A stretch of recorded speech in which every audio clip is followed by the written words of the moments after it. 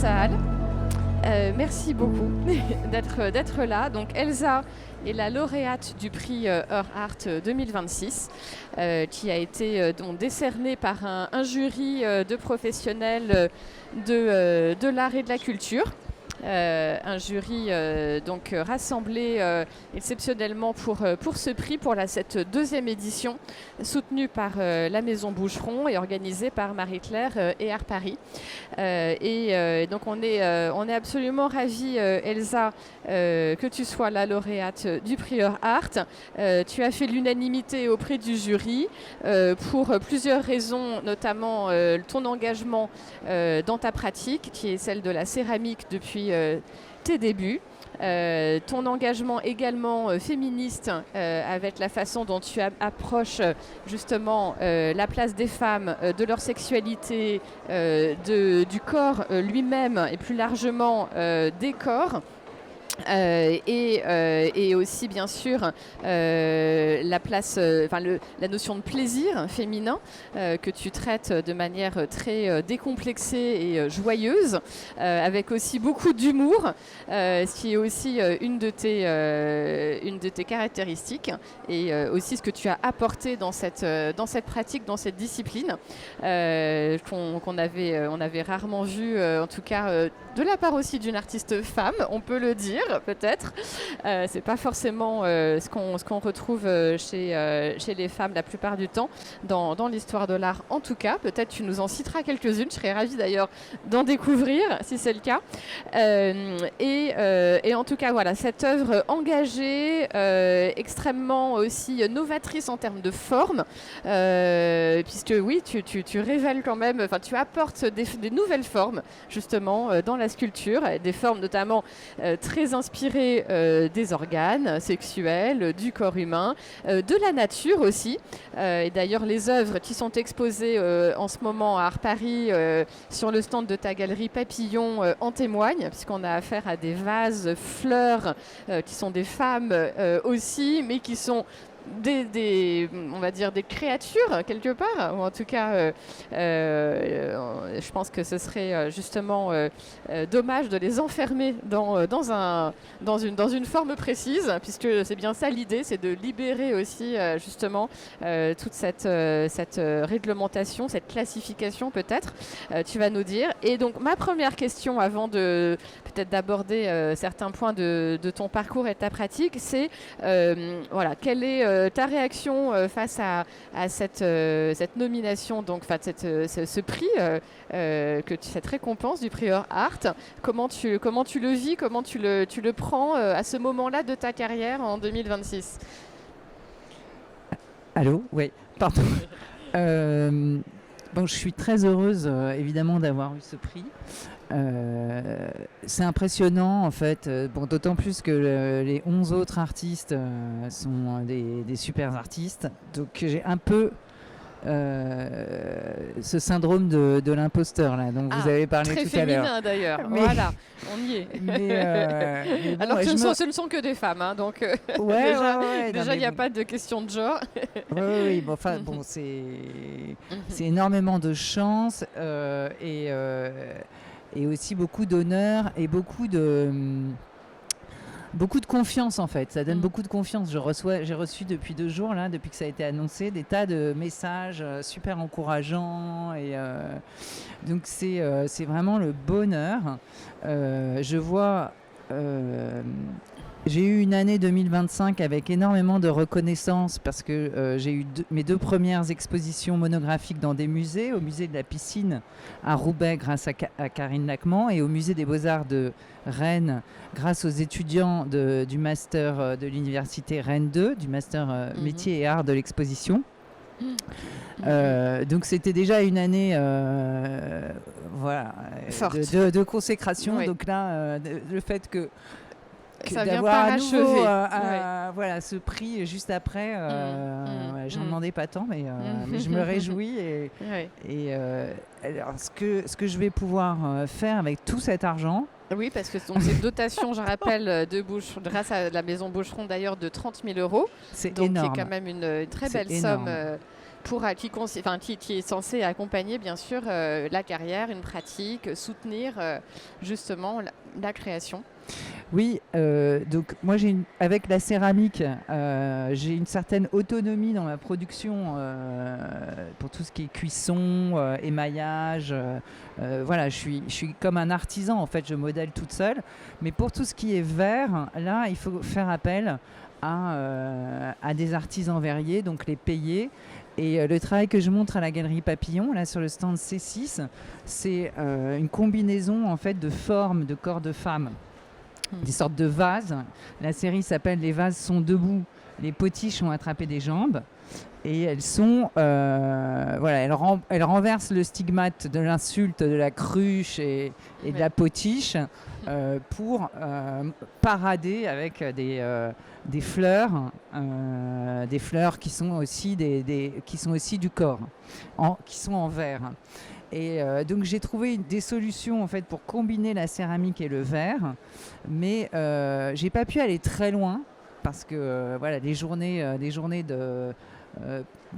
auprès d'un verrier, ça coûte très cher. C'est vraiment un matériau qui est extrêmement, qui demande un très grand savoir-faire et énormément de combustible pour le transformer. C'est aussi un matériau qui est cousin de la céramique, mais qui se travaille de manière complètement différente. Donc j'ai un petit peu commencé à comprendre comment combiner les deux, comment travailler les deux de concert. Mais là, grâce à ce prix, Her Art, je vais pouvoir vraiment beaucoup plus expérimenter avec le verre, aller beaucoup plus loin dans mes recherches avec ce matériau et le mien, mon matériau habituel, quoi. Mm-hmm. Magnifique, on est ravis en tout cas qu'il y ait déjà une idée d'un projet, de futures œuvres à créer à partir de ça. Moi je voulais revenir justement sur ce choix de la céramique. Alors on comprend que c'est pas forcément c'est pas excluant pour d'autres matériaux, mais c'est quand même celui que tu as choisi depuis tes débuts, donc depuis ta sortie de l'école des Beaux-Arts au début des années 2000, qui est un matériau avec qui tu fais vraiment corps, et d'ailleurs ton sujet est en fusion avec la matière, donc c'est vraiment quelque chose d'extrêmement puissant, comme un tout indissociable. Quel est ton rapport justement émotionnel, sensuel avec la terre, avec l'argile? Alors comme tu l'as dit, oui, la terre, elle convoque tout de suite des formes anthropomorphiques. Elle est très proche effectivement de notre corps, avec cette charge d'eau, avec la sécheresse, voilà. Donc la fragilité, la vulnérabilité. Donc ça, c'est des choses qui m'attirent dans ce matériau. La richesse en fait le monde de possibles, l'univers des possibles au niveau de la polychromie aussi. Et on ne peut pas épuiser le sujet en fait de la polychromie, surtout quand ça se combine avec la question du volume, de la forme. Et puis il y a aussi, je pense, un rapport au temps, parce que ce qu'on voit aujourd'hui en céramique, qui date de moins 3000 avant Jésus-Christ, on le voit exactement de la même manière que l'artiste qui l'a fait en 3000 avant Jésus-Christ. C'est un matériau qui ne se transforme pas dans le temps, en fait. Donc, il y a aucune... là, il y a une pérennité. Pour les collectionneurs, on peut dire que c'est un investissement solide. Bon, alors, pour les collectionneurs, il y a le problème de la fragilité, de la casse, mais si on trouve aujourd'hui quelque chose qui a été fait en moins 3000, c'est exactement le même que ce que l'artiste voyait à l'époque. Bon, alors ça, je ne sais pas si j'y pensais au début, évidemment que non, mais ce qui me plaisait dans ce matériau-là, c'est qu'il n'y a pas de technique finalement. En fait, ce qu'on modèle, c'est immédiatement le résultat, en fait. Donc il n'y a pas un débauche, puis un moulage, puis un tirage. Ce qu'on fait, et la trace de la main après la cuisson est exactement le modèle qu'on a touché, en fait. Donc il n'y a pas de transposition, il n'y a pas de savonnette comme ça qui va épuiser la forme et la rendre moins c'est sincère. En fait, ce qui me plaît, c'est une forme de sincérité, d'immédiateté de l'ébauche qu'on retrouve dans la céramique. Une forme d'instantanéité de la création qui vient s'incarner. L'instantanéité de la création et aussi l'autonomie dans la production. Quand on n'a pas de succès et qu'on n'a pas de budget, on peut quand même continuer à créer sans le désir des autres. Et donc ça, je trouve que ça donne une indépendance et une liberté. Est-ce que c'est pas aussi une des raisons qui a expliqué dans l'histoire de l'art pourquoi les femmes aussi se sont plus intéressées à la céramique que les hommes? Parce que bien souvent, elles avaient justement cette autonomie, cette économie de moyens par rapport à ce matériau, dans ce choix-là. Oui, alors c'est vrai qu'en céramique, si on prend par exemple les pionnières de la borne, je pense à Elisabeth Julia ou à Valentine Schlegel, il y a beaucoup d'artistes femmes, évidemment.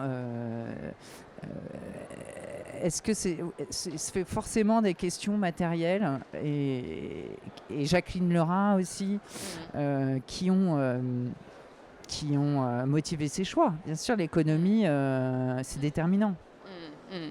Et donc, toi, tu viens de l'École des Beaux-Arts et de deux écoles quelque part, parce que tu as été formé à la fois par un sculpteur, modeleur, Georges Jean-Claude, très classique, et après ça, tu as eu la rencontre avec Eric Dittmann, qui a aussi travaillé beaucoup la sculpture, mais lui avec quelque chose de beaucoup plus punk, entre guillemets, avec beaucoup d'humour, de déclassification, et certains professionnels disent que ton œuvre est un peu la réunion de ces deux tendances, de ces deux écoles en fait. Donc à la fois une forme de classicisme, peut-être de douceur ou de romantisme même, et en même temps quelque chose d'un peu provocateur, d'assez subversif, qu'on peut trouver avec ta filiation avec Eric Dittmann, qui est aussi d'ailleurs un artiste de la Galerie Papillon et dont on peut voir une œuvre sur le stand. Donc c'est intéressant que vous soyez aussi réunis sur ce stand tous les deux. Qu'est-ce que tu penses de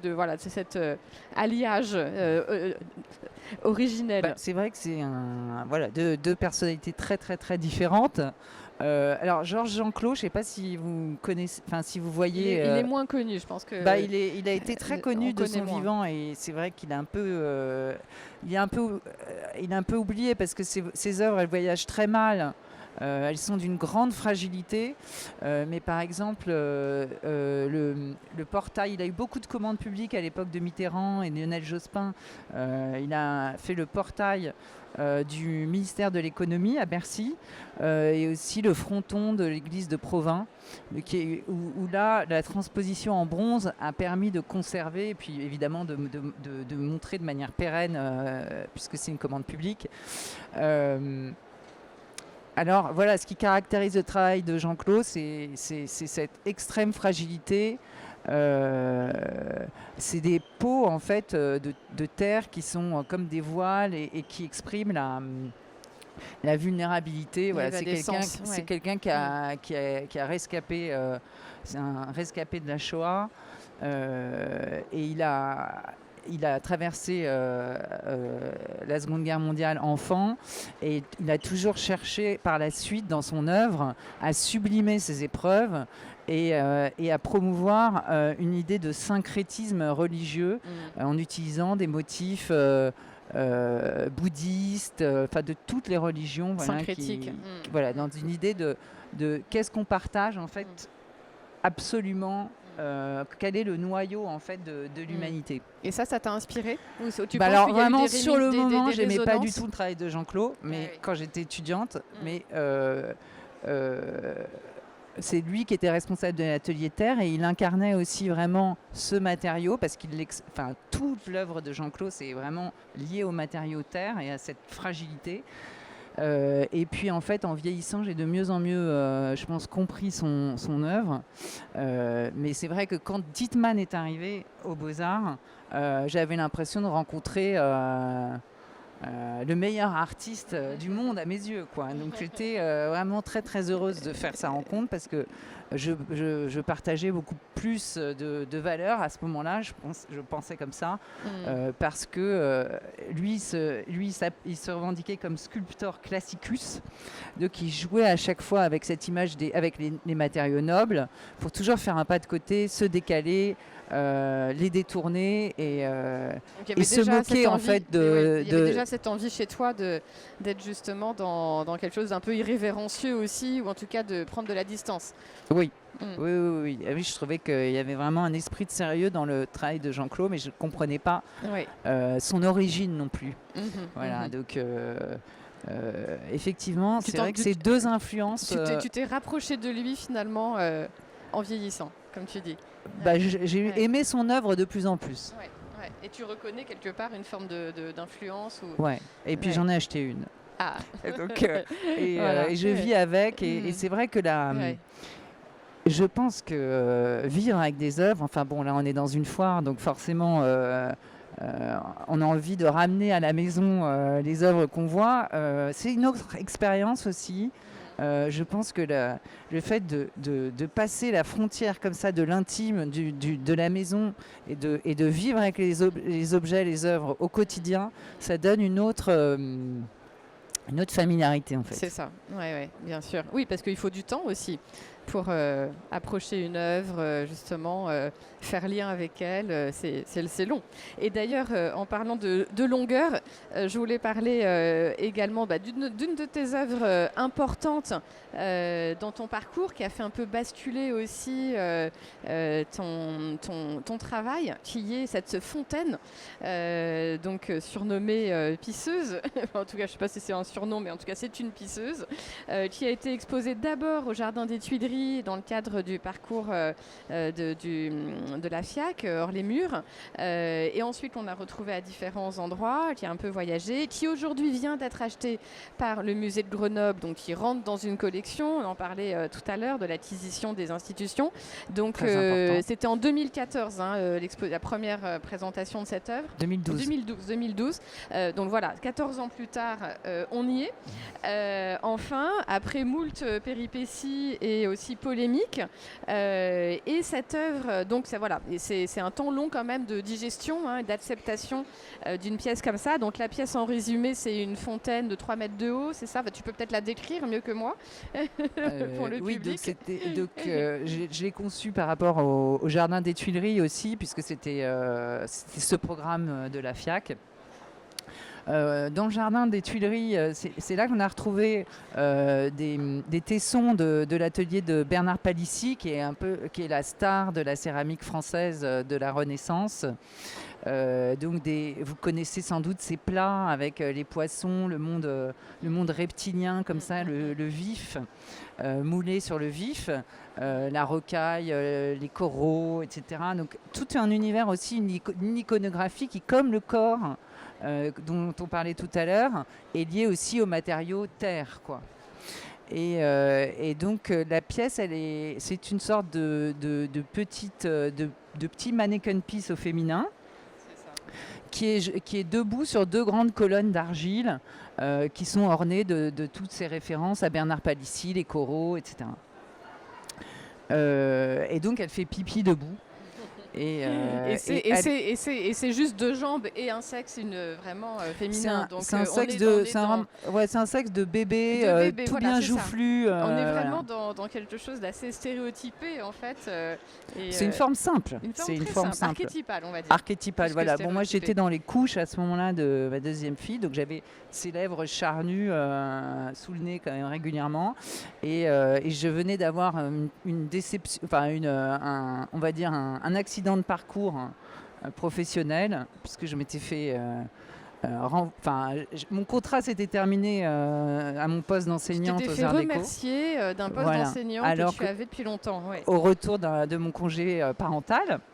Donc c'est vrai que ça a été pour moi une prise de conscience féministe, et donc j'avais envie de faire une pièce qui réponde à ce couac dans mon parcours, une réponse qui soit joyeuse, drôle, que je ne voyais pas comme une provocation, que je ne voyais pas comme quelque chose d'agressif, qui était aussi un hommage à mon matériau, la terre, puisque j'avais fait ces 2 énormes poteaux inspirés par Bernard Palissy. Mais en même temps, tu as décidé de faire une œuvre manifeste. Ça, c'était clair dès le départ que ça allait être une œuvre engagée. Oui, c'est ma première sculpture féministe. Voilà. Qui a donc ouvert la voie à beaucoup d'autres ensuite. Oui, mais qui a donné un autre ton. Oui, mais je pense que ce ton un peu manifeste, un peu politique, c'est un peu simpliste d'une certaine manière. Enfin, je ne veux pas dénigrer mon travail, mais je veux dire que je cherche plus à inventer des formes. Ouais. Donc, je pense que si on veut trop mettre un propos, c'est compliqué d'articuler un propos politique manifeste et la création de formes. Il y a eu justement cette conjonction des deux. Il y avait à la fois un travail sur la forme et sur le fond. Et c'est ce que tu tentes de faire, globalement. Oui, mais je trouve que ça marche mieux avec les potiches. Ouais. Donc cette série que je montre à la galerie, sur le stand de la galerie Papillon, donc, qui s'appelle « Les vases sont debout, les potiches ont attrapé des jambes », où il y a une corrélation. C'est une phrase de Monique Wittig. C'est une phrase de Monique Wittig issue du livre Les guerrières. Comme j'étais en train de faire des vases, oui, parce que quand j'ai commencé la céramique, on me disait beaucoup, tu fais de la poterie, des vases, voilà. Aujourd'hui, c'est une façon de dénigrer le travail de sculpture que tu faisais avec la céramique et de le ramener à quelque chose de beaucoup plus domestique, trivial en fait. Oui, mais aussi parce qu'il y a 25 ans, on voyait moins de sculptures en céramique qui étaient officiellement présentées en tant que telles. Il a fallu des expositions comme celle de Camille Morino, l'exposition Céramix à la Maison Rouge et à Sèvres et au Bonne-Fontaine Museum. Et il a fallu aussi l'exposition Les Flammes au Musée d'Art Moderne de la Ville de Paris pour que la sculpture en céramique soit que la céramique soit admise comme un matériau à part entière de l'avant-garde et de l'art contemporain. Comme Thomas Schutte, Johann Cretten, etc.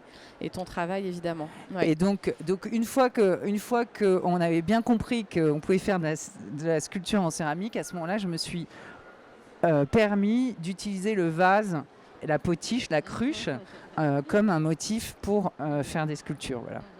Donc je trouve qu'avec cette série-là, il y a une intrication plus juste du propos en fait féministe et de la force manifeste d'une pièce et de l'invention formelle. Quoi.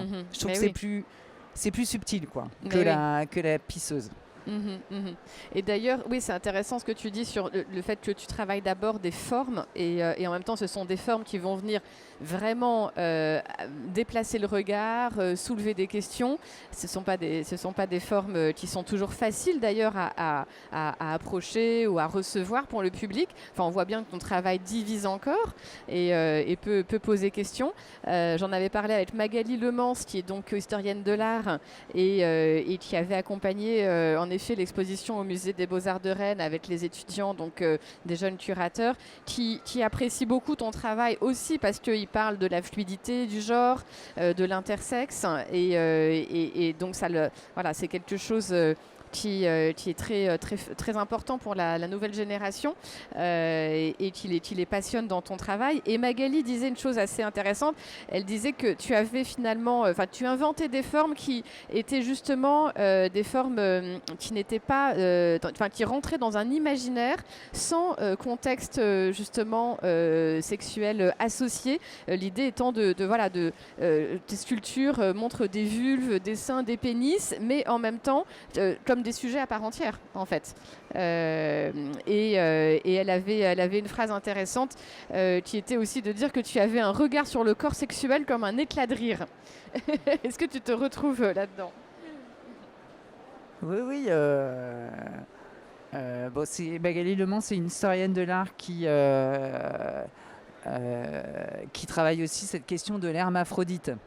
Moi, c'est vrai que je suis pas vraiment dans des questions de... Je suis pas dans ces questions de genre qui préoccupent beaucoup plus la nouvelle génération.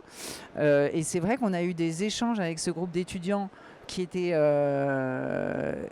assez dépaysant pour moi parce que je suis plus confrontée donc depuis cet événement en 2012 je n'enseigne plus en école d'art donc je me frotte pas comme ça à part avec mes enfants, mais je veux dire je frotte pas autant que mes consoeurs historiennes de l'art et profs d'université avec cette nouvelle génération, mais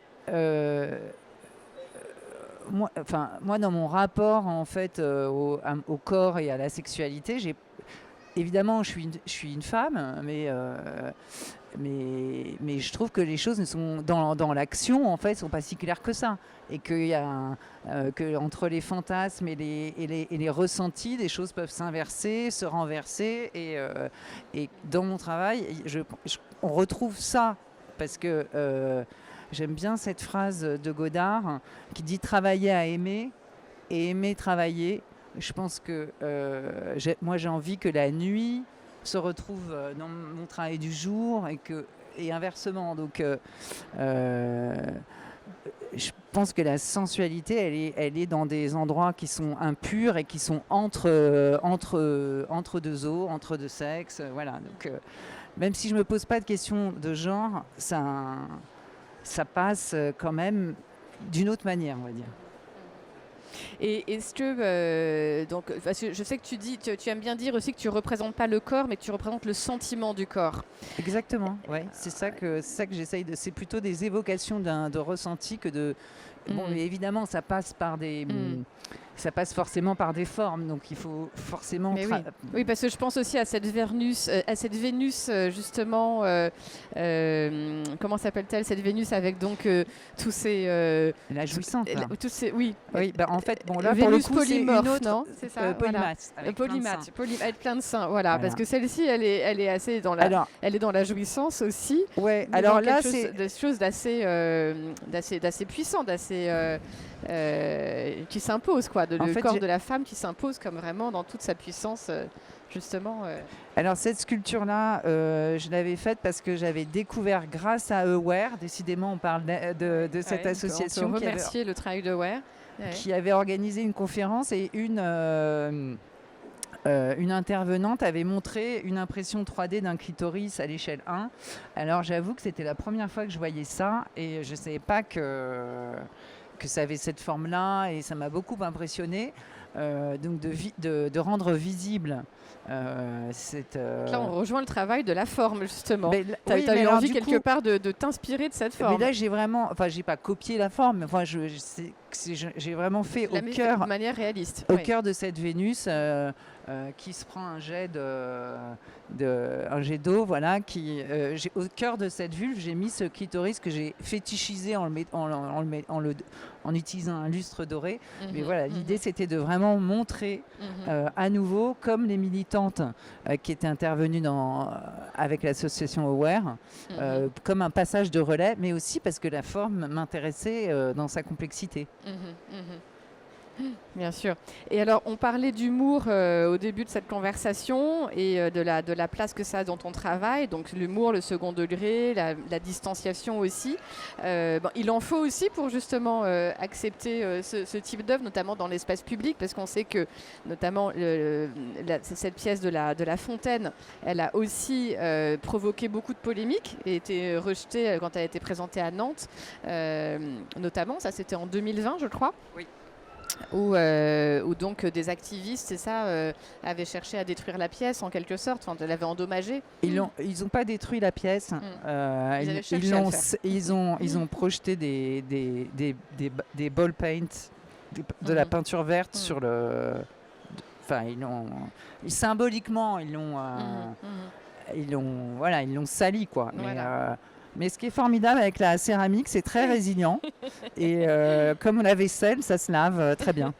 Donc l'œuvre elle a été restaurée. N'a pas subi de vrais dégâts. Et donc aujourd'hui, elle est au musée d'art moderne de Grenoble. Dans un écrin. Où elle n'aura plus, à mon avis, où elle sera plus exposée à des dangers. Parce que l'espace public, évidemment, c'est un lieu qui est très difficile pour ces questions-là, qui touchent au corps, et qui peuvent rencontrer beaucoup d'hostilité. Bien sûr, bien sûr. Donc c'est un peu la limite aussi de ce type d'œuvre, en tout cas. Voilà. Mais Voyage à Nantes, c'est un programme qui est intéressant aussi parce qu'il demande aux artistes d'interpréter la ville. Et chaque année, en fait, ils ont une œuvre où ça coince. Voilà, c'est tombé sur moi cette année-là. Et est-ce que c'est quelque chose qui remet en question parfois ton travail, ta pratique, ou au contraire ça te donne envie d'aller encore plus loin justement dans cette volonté de montrer le corps dans toute sa crudité, ou d'en s'emparer des questions féministes de manière encore plus peut-être prononcée? Sur le moment, ça m'a plutôt coupé les jambes. Ça m'a vraiment, ça m'a calmé, quoi. Ça m'a asséché. J'ai trouvé ça très violent. Et donc, j'ai dû vraiment faire un travail pour m'en remettre et me remettre au travail. Donc, ça a été un choc. Ouais, c'était très dur. Mais non, mais il faut voir aussi le côté positif. C'est que j'ai eu énormément de messages de soutien aussi à la suite de ce problème. Et je pense que si on regarde les choses avec distance et avec vraiment en essayant de trouver le côté positif des choses, on peut dire aussi que si ça fait mal, c'est peut-être parce qu'on appuie là où ça fait mal. C'est donc, donc on touche à quelque chose qui est viscéral aussi, qui a besoin d'être nommé et dont il faut parler en fait pour c'est ça. Pour crever l'abcès, quoi. Donc il faut avoir l'audace de le faire, et voilà, contre vents et marées. Et pour reparler aussi de cette exposition à la piscine de Roubaix, elle s'appelait Pool Dance, donc en référence au pole dance, à la pole dance et à toute cette série de pièces que tu as réalisées depuis déjà plusieurs années autour de ce thème. Donc c'est le thème de la danse aussi et du corps en mouvement qu'on retrouve. Et je sais qu'à la piscine de Roubaix, donc il y avait ces sculptures donc exposées, mais aussi une performance de pole dance. Est-ce que tu peux nous raconter pourquoi cette idée, et qu'est-ce que ça raconte aussi sur ton engagement et ton rapport au corps? Alors, c'était une idée de Karine Lacmont, la commissaire, et de Hélène, la directrice du musée. C'est un lieu qui est très convivial, le musée de la piscine à Roubaix. C'est très inscrit dans la ville. Le soir du vernissage, c'est ouvert à tout le monde. Il y a 500 personnes au moins qui viennent célébrer les nouvelles expositions. Donc il y a toujours des animations en fait en écho aux expositions. Les pole danseuses, c'est une série que j'ai fait en 2015 avec déjà des titres empruntés à Monique Wittig. Et donc souvent quand les sculpteurs comme Rodin ou Degas représentent des corps en mouvement, il faut un socle, un truc en métal qui tient pour régler le problème de la pesanteur et présenter les pièces. Voilà, moi j'avais envie de mettre cette structure métal au cœur de la sculpture et que mes danseuses jouent avec cette barre et qu'elles s'émancipent aussi de ce rapport au socle. Voilà. Pardon, excuse-moi. En fait, le pole dance, c'était au départ un truc lié à la pornographie, à la prostitution, et puis en fait peu à peu c'est devenu c'est devenu un sport, une vraie pratique artistique et sportive, amateur. Et donc j'ai trouvé plein de juste à côté de chez moi, j'ai trouvé un club où voilà, et donc beaucoup aussi de créativité dans la manière de trouver des noms. Par exemple, chaque pole danseuse va fabriquer un nom comme le nu burlesque, voilà, à partir d'adjectifs, à partir de couleurs, à partir de textures. Donc je me suis aussi amusée avec cette référence en fait lowbrow, quoi, de culture populaire, parce que la culture populaire elle est omniprésente dans ma culture artistique, enfin dans mon origine de liberté des formes, et j'avais envie de les transposer aussi et de jouer mais c'est assez intéressant de voir comment ça rejoint ton envie à toi de libérer le corps, de donner aussi plus de place à la femme, à son justement à son indépendance. Il y a vraiment cette idée aussi de réappropriation, voilà, de l'espace du corps. Et c'est marrant de voir comment cette pratique sportive artistique rejoint ton travail avec des œuvres qui sont là depuis longtemps et qui viennent aussi d'une réflexion autour de l'histoire de l'art, notamment avec Rodin. Je crois qu'il y a une pièce de Rodin. Oui, il y avait l'exposition. En fait, mon exposition était en écho à l'exposition Rodin-Bourdelle sur le mouvement, justement. C'est ça. Et c'est aussi une manière, en fait, pour le musée de faire venir d'autres publics. Un public qui vient pour le spectacle de pole dance. Et puis, bon, après, il y avait une soirée avec des DJ, etc.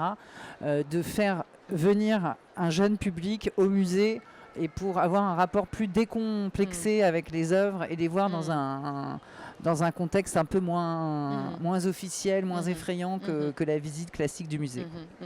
En tout cas, ton œuvre, elle nous permet aussi ça, elle nous permet ce grand écart de Rodin jusqu'à la pole dance. Et donc pour ça, c'est déjà quelque chose d'assez virtuose.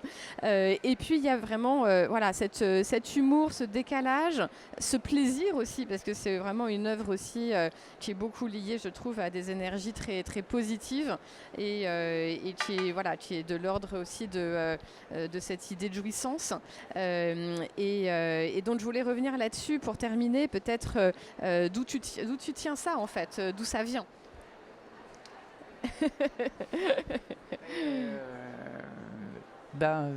Je sais pas comment répondre à ta question, Marion, mais bon, voilà, il y a une expression qu'on utilise qui dit « réjouissons-nous ». C'est vrai que j'ai plutôt envie de me réjouir des choses positives. Ça a toujours été comme ça? C'est quelque chose que tu penses je pense que c'est une question de caractère. Ancré, et qui a toujours accompagné ton choix aussi d'artiste, de création? Oui, je pense. Oui, je pense que je choisis mes amis, je choisis de travailler dans un contexte très joyeux avec la galerie Papillon avec laquelle je travaille depuis 26 ans. Voilà, on ne peut pas faire la moindre chose sans rire, faire des jeux de mots débiles et être dans la joie du travail. Donc pour moi, c'est vraiment déterminant dans mon quotidien et dans la manière dont je m'entoure. Et qu'est-ce qui te réjouit au quotidien, toi? Qu'est-ce qui justement permet de motiver aussi cette œuvre, parce qu'on est dans une époque aussi difficile, assez conflictuelle. Qu'est-ce qui te maintient justement connecté à ces énergies?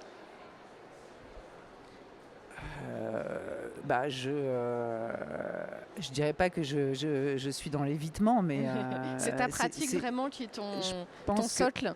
Ouais, c'est dans le travail que tu te nourris essentiellement? Non, je regarde énormément de choses et je me nourris du travail des autres. Je regarde beaucoup ce que font mes confrères, je vais voir des expositions et c'est vrai que je trouve beaucoup de joie dans la contemplation des œuvres. Donc évidemment, quand je lis le journal le matin, je suis soulagée d'arriver aux pages culture parce que je trouve qu'on a dans